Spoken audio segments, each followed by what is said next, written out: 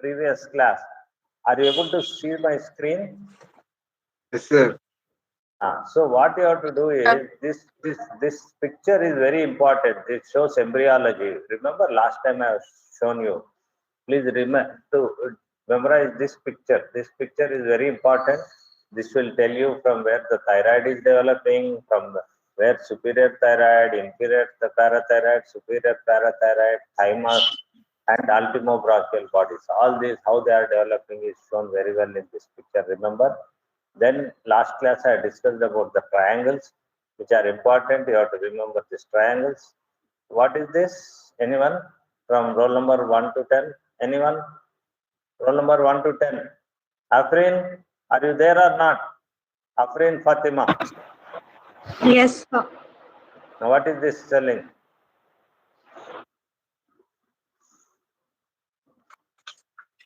Afrin Fatima, what is this spelling? Are you able to see or no? Sublingual. Sublingual. No, wrong. Vaishnavi? Vaishnavi Ludwig's there? and Ludwig's angina. Yes, good. So why do we call it as, that's what I'm telling you, you have to recap. Why we call Ludwig's angina this? There is one cardinal feature of Ludwig's angina. See, there is a swelling in the submandibular region and there is swelling on the floor of the mouth. This is a very typical feature of Ludwig's angina. Of course, you have to take the history, like since how long it is there, pain is there, fever is there, and examine the swelling. Then there will be inflammatory signs here. On palpation, there will be tenderness. All these inflammatory. And also, one important thing is in the floor of the mouth there will be swelling, and in the neck region also. The other thing is submental lymph node. With this Ludwig's angina, you get a short note very frequently. Note down. Ludwig's angina can be a short note. Then we have discussed, as you told, about dermoid cysts. Dermoid cysts also are very commonly asked in theory examination as short note. No? We have talked about ranula. Okay.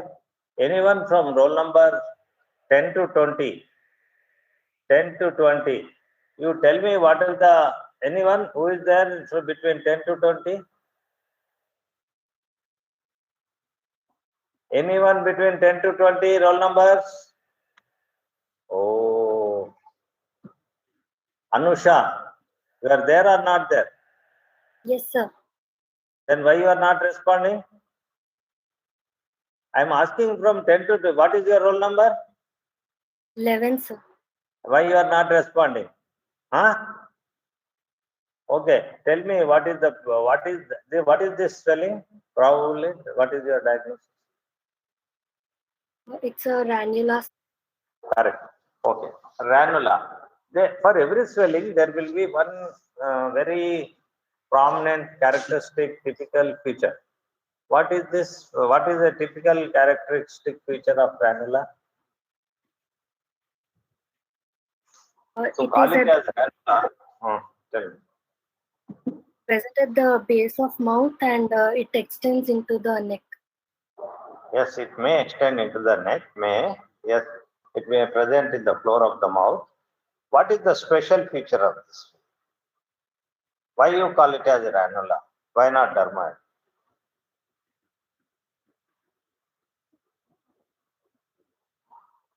Anyone from roll number 11 to 20? Any from roll number 1 to 20? Anyone can tell from roll number 1 to 20? Why? What is the characteristic feature of ranula?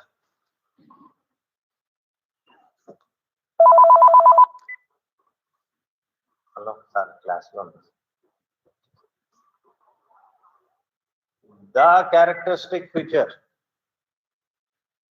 Anyone? Roll number 1 to 20. Anyone? sir, it is caused by the extravasation of mucus. Yes, it is extravasation of the mucoid, but what is the feature? The characteristic. Sir, class 1.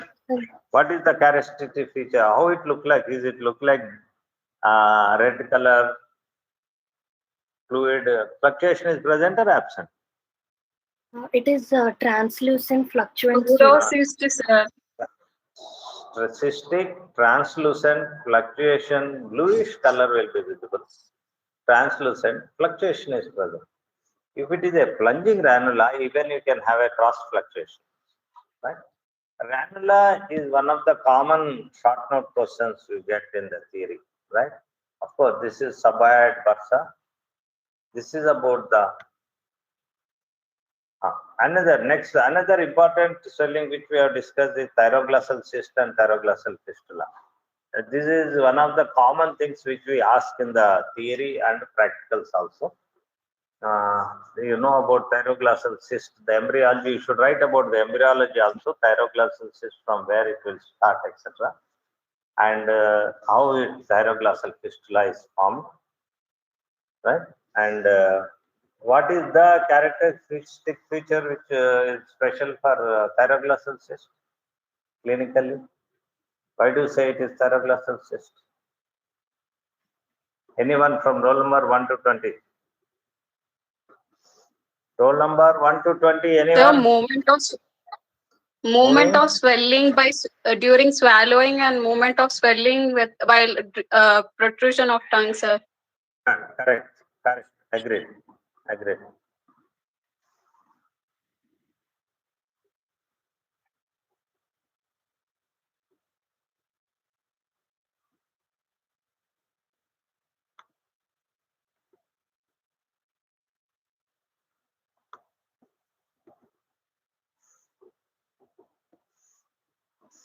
So midline swelling, we have discussed about Liebowitz angina, submental lymph nodes, dermoids, sublingual dermoids, granulas, bursa, thyroglossal cyst. Pre and pretracheal and prelaryngeal lymph nodes are placed in the midline, which are in front of the trachea or in front of the larynx. But usually remember, lymph nodes are always multiple. If it is only one swelling, better don't diagnose as lymph node. Usually they are multiple. And thyroid swellings in the isthmus we'll discuss later along with the thyroid swellings. And retrosternal thymus is under the sternum, but if it is very large, it can protrude into the neck in the midline. Now today we are going to talk about lateral neck swellings, right? Lateral neck swellings, important swellings are cystic hygroma, submandibular gland swellings, lymph node enlargements, cold abscess, branchial cyst, and laryngoscale. Now we are going to start with cystic hygroma and we'll see how far we will go. These are continuation of the lateral swelling. You can keep reading about these swellings, anytime we can discuss. You have noted down these swellings, I believe. Did you note down all these swellings? Yes or no? Yes, sir. Like that. You can take a screenshot or something, no? Okay. Shall I change the slide? Shall I change the slide? Shall I change the slide? Yes, sir. Someone Yes, has to sir. respond. Now, continuation of the neck swellings. We keep on reading about this carotid body tumor, thyroid swelling, cervical rib, sternomastoid tumors, subclavian artery aneurysm, carotid gland swellings, and lipomas and sebaceous. Okay. Now we'll start with cystic hygroma. See, remember, for any swelling, not only cystic hygroma, take it as a thyroglossal cyst or it is something else. What the four important things which you have to remember is etiology, clinical features, investigations, and management. Management means treatment. Usually management means includes investigation. Now, management here is a reference to treatment. I was talking to you about self-directed learning and your single reading a textbook, etc. When you are reading, you read that, close that, and close the book and try to recollect. what you have read. So, do you remember the etiology, clinical features, investigation, management? So, you should try to recollect. If you know all these top four aspects of any disease, that means you are perfect with that. You can write any cancer. You can face the exam, right? Now, for any swelling, there will be one typical clinical feature will be that is important to you to remember.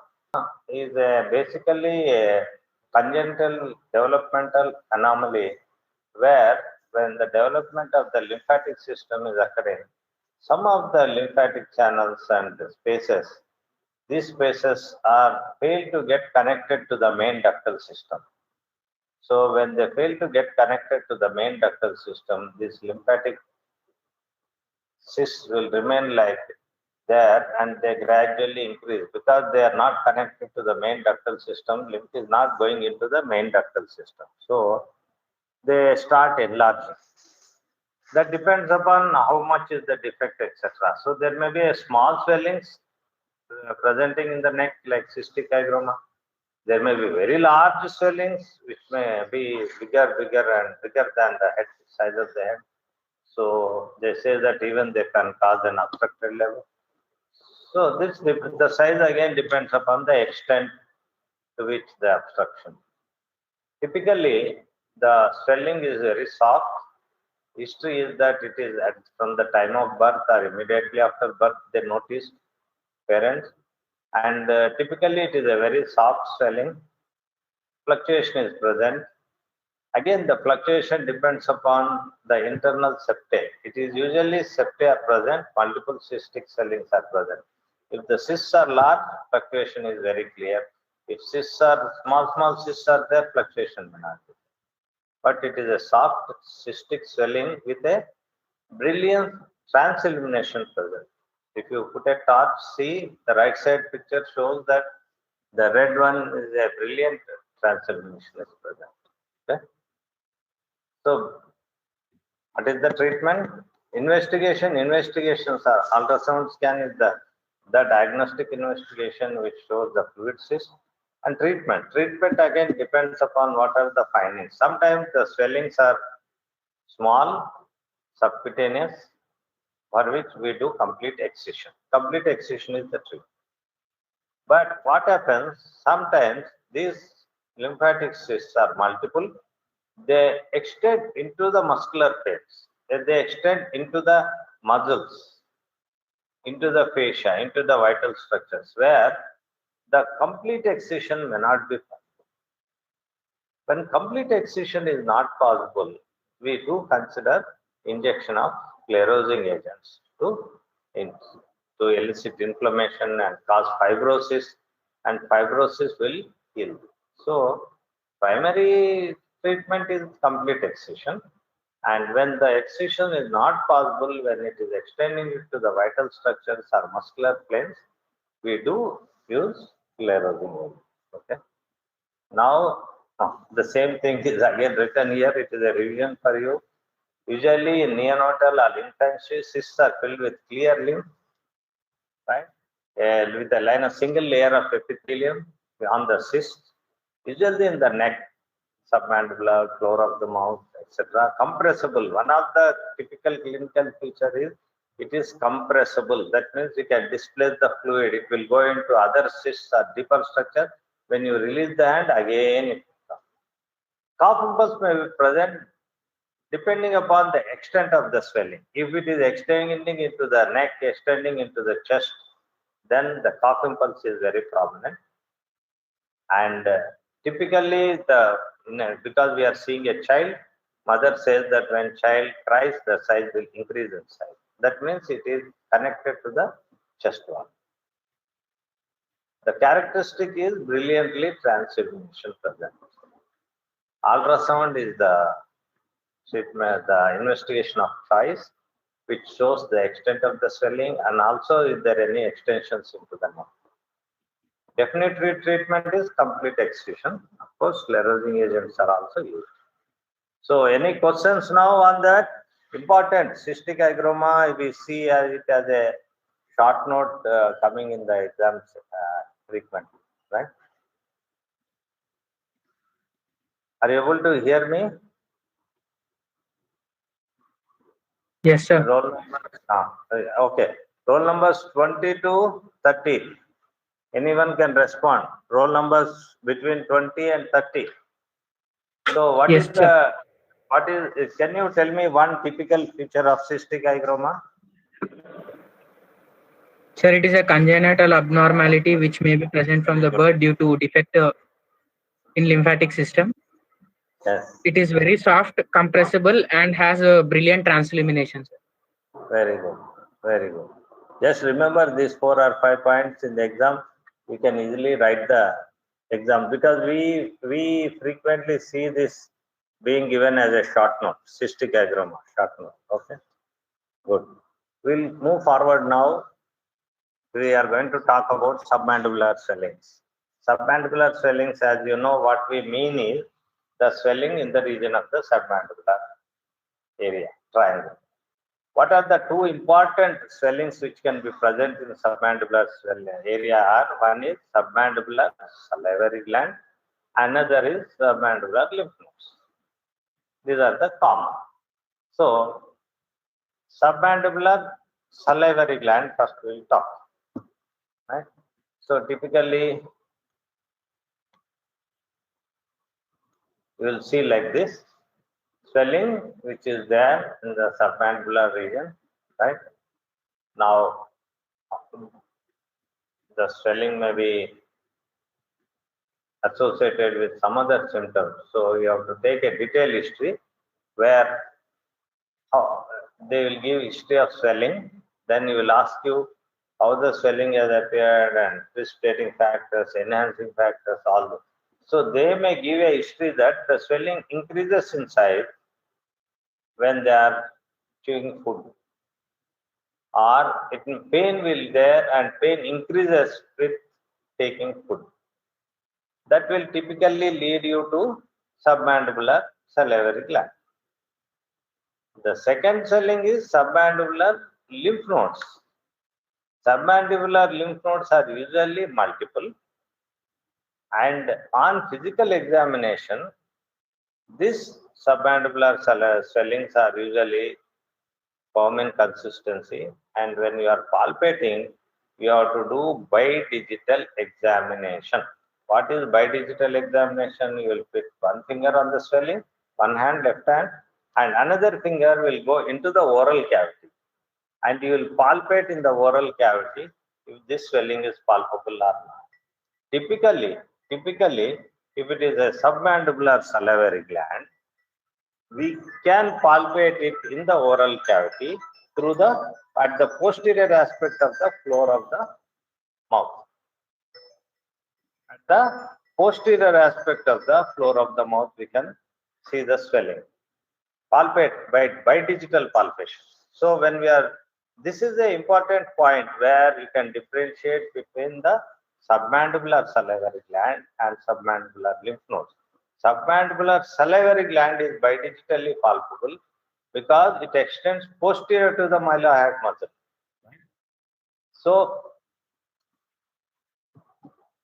we have to, if it is a submandibular salivary gland, you will get more features in history like swelling increases on taking food or any discharge in the oral cavity. If you examine oral cavity carefully, we will see this is the oral cavity where submandibular salivary gland is opening at the floor of the mouth. What is this duct called as? What is the name of the submandibular salivary gland duct? Anyone from 1 to 150 roll number, anyone can answer. What is the name of the duct for carotid gland duct? What is the name of the duct of the submandibular salivary gland? Anyone? Roll number 1 to 150. No one is able to tell? This is Wharton's duct. See, submandibular salivary gland duct is called as Wharton's duct, and it opens at the floor of the mouth, near the midline. This is the midline in the floor of the mouth, under the tongue. See, this is the right one side, this is the left side duct, that is the left side duct, this is the right side duct. Here you are able to see a typical speck of pus present there. That indicates that the submandibular duct is infected and discharge is present. So obviously the diagnosis is acute suppurative submandibular sialadenitis. First is seen from the submandibular cavity. So if you take history and examine the patient, these are the typical features which you get in a submandibular salivary swelling. So see, all these are submandibular salivary swellings, right? Here you can see the skin is stretched, shiny, right? And on palpation, this may be tender also, temperature may be right. What are the common causes for sialadenitis? Inflammation of the submandibular salivary gland. There are two types. One is viral, where we call as mumps, paramyxoma virus, painful bilateral swellings, that is called mumps. Then bacteria, chronic submandibular sialadenitis can be caused by streptococcal and typically streptococcal. What are the predisposing factors? Why do they get inflammations and infections? If the drainage is obstructed, drainage of the submandibular salivary gland, the drainage of the gland is perfect and daily it is draining, usually there is no infection. But if the drainage is obstructed by obstruction by a calculus, common calculus in a Wharton's duct, calculus is common. We can palpate the duct on the floor of the mouth. If there is obstruction, the secretions gets pent up, and these secretions are highly viscous, so they get infected and lead to submandibular sialadenitis. Typically, by an ultrasound, you can find out, and if you take an X-ray of the floor of the mouth, you can see a radiopaque shadow. Typically, on palpation, on the palpation of the floor of the mouth itself, you can palpate a hard calculus which is present in the duct of the submandibular, Wharton's duct on the floor. So that is typical features and investigations. Apart from routine investigation like CBP, you take a X-ray of the floor of the mouth and also ultrasound scan. And once you know the cause, for example, if it is a calculus, you can incise over the duct and remove the calculus as it is, and it will drain whole secretion. Right? In intractable cases where sialadenitis has set in and there is no obstruction, whole of the salivary gland is painful, then we can remove the salivary gland excision. Right? So this is a painful swelling precipitated by chewing or eating food. Bidigital examination, there is tender. First may be visible on the opening of the Wharton's duct, and you may palpate a calculus on the floor of the mouth. Treatment is removal of the calculus or submandibular gland excision. These are the things which you need to remember for submandibular salivary gland swellings. Remember that here, because the secretions are very thick, the formation of calculus, formation of infection, and sialadenitis is more common in submandibular salivary gland. Whereas if you compare with the parotid fluid, the secretions of the parotid are more fluid than submandibular gland. Submandibular gland secretions are more thick, so chances of calculus formation are more. Whereas in parotid, we rarely see calculus formation because parotid gland secretions are more watery.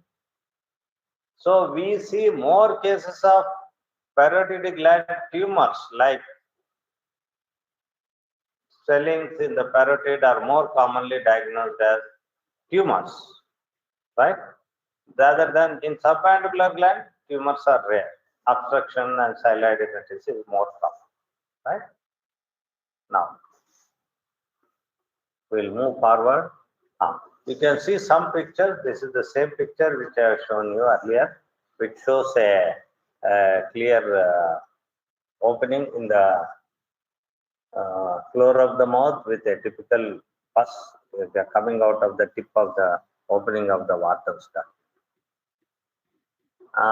This is another case where again the floor of the mouth, there is a white dot here, see, just near the midline. This is the midline of the floor of the mouth. Here the opening of the duct.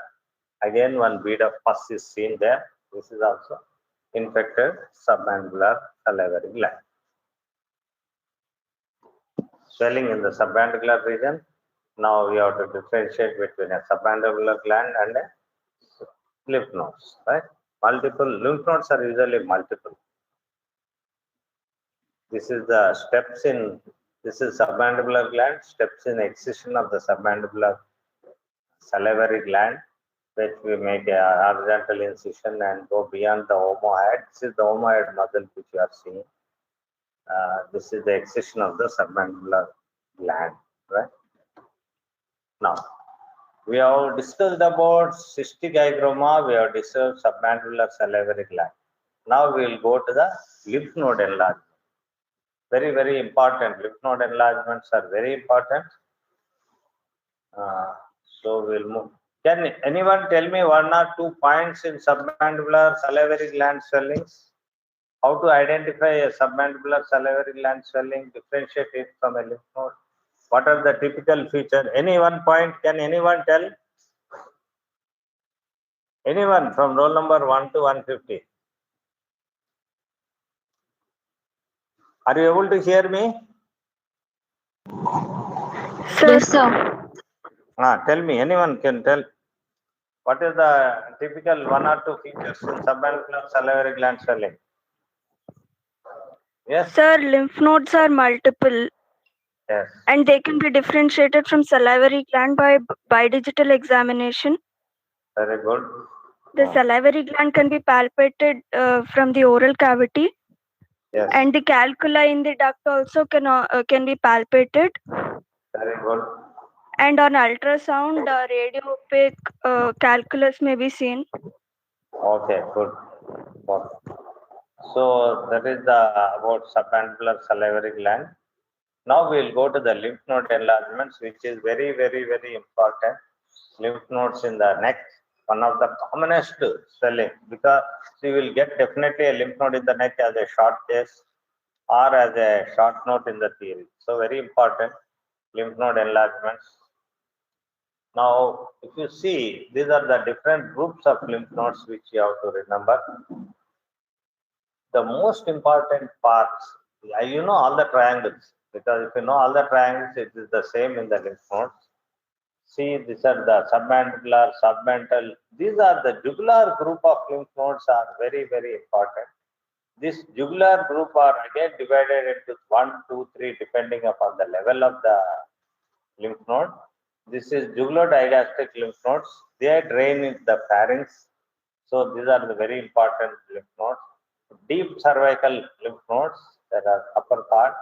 There are supraclavicular lymph nodes are also very important. Now we'll see how to classify, how to remember so many things. So here the lymph nodes are divided at different levels. So level 1, this submandibular is level 1. Again here they level 2, 3 and 4. These are the level 2, 3 and 4. Then 5 is the posterior triangle and 6 is the anterior compartment here. So see this, these numbers are given.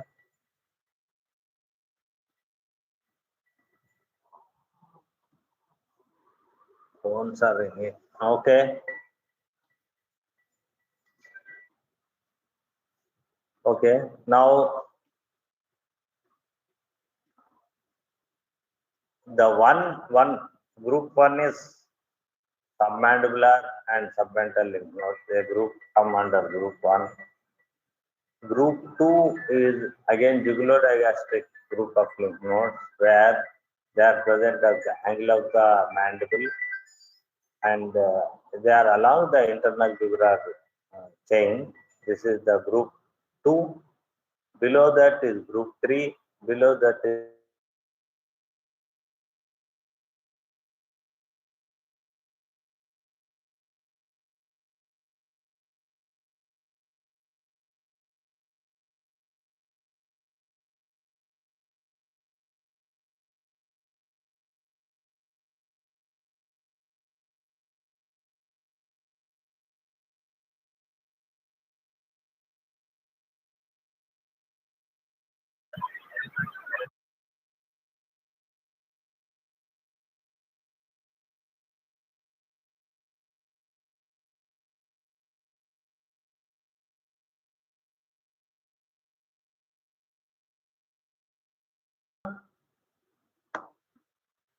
We were discussing this slide, sir. okay. So I'll try to be very short. This group 1 will be submandibular and submental. 2, 3, 4 are the jugular-digastric group of lymph nodes. 5 is occipital group and posterior cervical posterior triangle group. And group 6 is midline anterior group. And 7 is the retrosternal group. So this is important because whenever you see a lymph node in the corresponding area, we'll see the same area, drainage area, to find out if it is a secondary here, right? So try to enlarge this.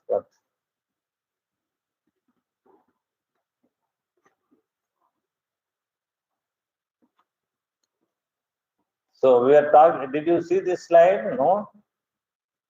So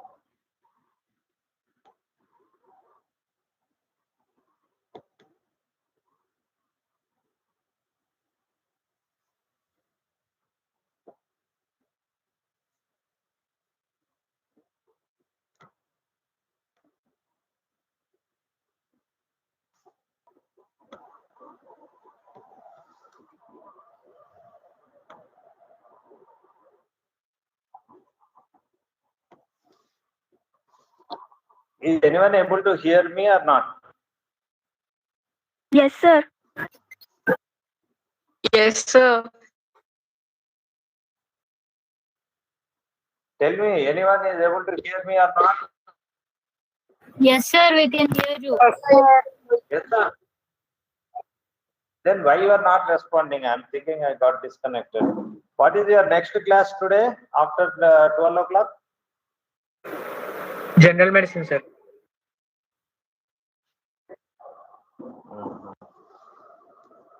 Okay, general medicine is there, a class is there, confirmed? Huh?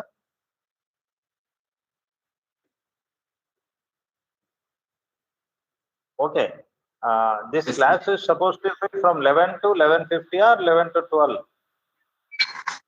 11 to 11:50, sir. Okay, now it is 11:50. Okay, what is my concern is, okay, you can take a break now, but cervical lymph nodes, please read and come. Next time I'll be little fast to complete the cervical lymph nodes, okay? Read about all the neck swellings and come next time we'll complete the neck swellings.